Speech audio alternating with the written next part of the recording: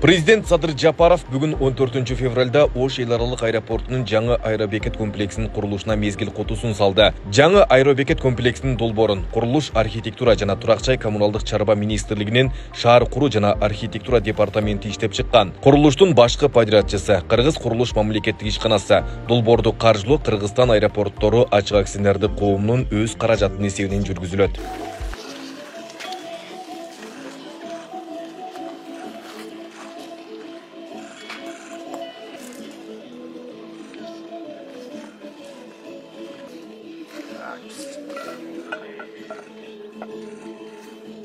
Бұл окуя бүтүндөй Кыргызстан үчүн чоң мааниге деп баса белгилеп жатабыз. Эмне үчүн дегенде анткени Ош эл аралык аэропорту Кыргызстандагы жүргүнчүлөрдүн агымы боюнча экинчи орунда турган ири аэропорт.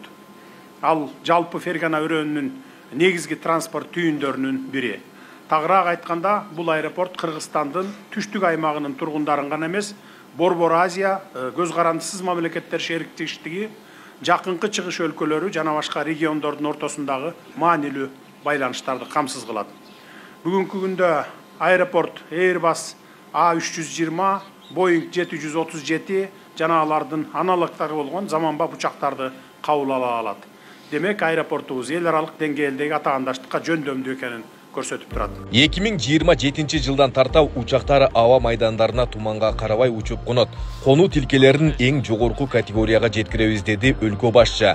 Анын айтымында аэропорт 1974 жылы курулуп, каттамдардын санынын өсүшү менен элди толук кандуу тейлей албай калган. Ал 2021-2024 жылдар ичинде аэропортто жүргүнчүлөрдүн саны 4 миллиондон 6 миллионго чейин көбөйгөнүн белгилеп, аны модернизациялоонун зарылдыгы келип жеткенин айтты. Жаңы аэробекет комплекси буюрса аэропорттон саатына 900 жүргүнчүнүн учуп конуусун тейлөөгө мүмкүнчүлүк алат.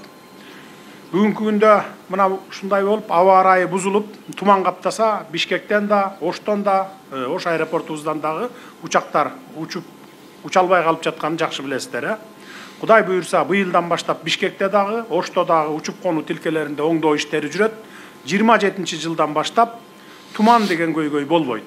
Учуп конуу тилкелерин эң жогорку категорияга жеткизебиз. Кандай гана аба ырайы болбосун, учактар уча берет, коно берет. Өлкө башчы Садыр Жапаров Ош облусуна болгон иш сапарынын алкагында Ош Сити долбоорунун IT шаарчасынын курулушуна да мезгил кутусун салды. Мамлекет башчысы өз сөзүндө долбоордун негизги максаты мамлекеттик саясаттын алкагында региондорду туруктуу өнүктүрүү экенин белгиледи.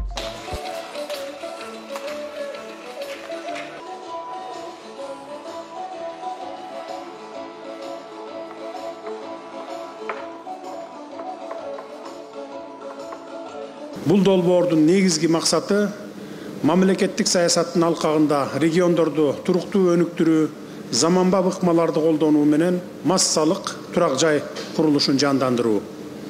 Ошондой эле IT тармагын колдоо аркылуу Кыргызстандын атаандаштыкка жөндөмдүүлүгүн жогорулатуу аркылуу биздин алдыбызда Ош шаарынын экономикалык, социалдык, технологиялык өнүгүүсүнүн ылдамдатуу максаты турат.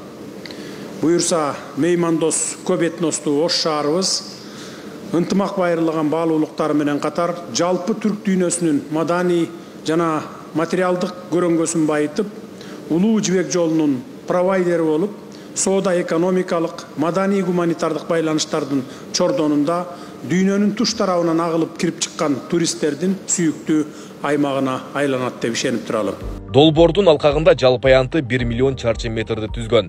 10 миңден ашуун батири менен ири турак-жай комплекси курулаарын кошумчалады. Алардын бир бөлүгү жарандарыбыздын ипотекалык программа менен сатып алуусу үчүн мамлекеттик ипотекалык компаниянын балансына өткөрүлүп берилмекчи.